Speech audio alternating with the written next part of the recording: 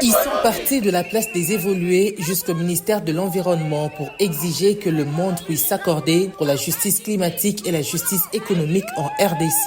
Une caravane organisée par les membres du réseau sur le changement climatique en RDC. Le coordonnateur des agriculteurs sans frontières, membre du réseau RCC RDC, Alexis Mboum Kazam, explique la démarche de ce jour. Concernant notre démarche aujourd'hui, c'est par rapport à la justice climat. Il y a d'abord la redevance minière que les sociétés minières puissent payer aux communautés locales dans les entités territoriales décentralisées. À part les montants là de la redevance minière, il y a aussi, nous exigeons les 0,3% des recettes des sociétés minières. À part les 0,3%, il y a aussi les cahiers des charges. Concernant cette justice, la plupart des sociétés minières n'exécutent pas la redevance minière, soit les 0,3%. Et à part ça, il y a aussi les 1%, parce que chaque personne utilise le téléphone. Dans les téléphones, là, nous exigeons les 1%, qu'on puisse retourner à la RDC. Les étudiants en sciences de l'environnement de l'Université de Kinshasa exigent la reconnaissance de notre potentiel. Nous disons que nous voulons la justice climatique et économique en République démocratique du Congo. Il y a nos minerais qui sont exploités abusivement d'ailleurs, mais malheureusement, ces sociétés minières ne pensent pas à faire bénéficier les communautés locales ou les peuples autochtones qui sont protecteurs de nos forêts, qui luttent contre les changements climatiques. C'est dans ce sens que nous, les jeunes étudiants, nous sommes élevés pour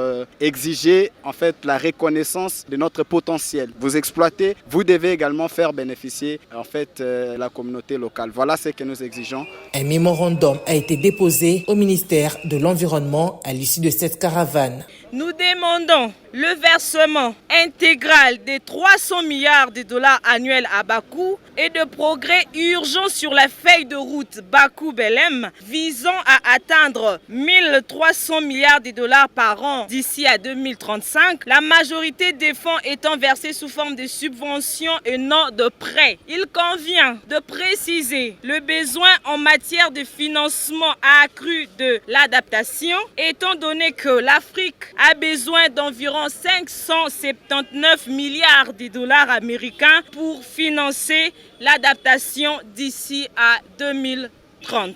La société civile et la jeunesse estudiantine étaient présentes à cette caravane.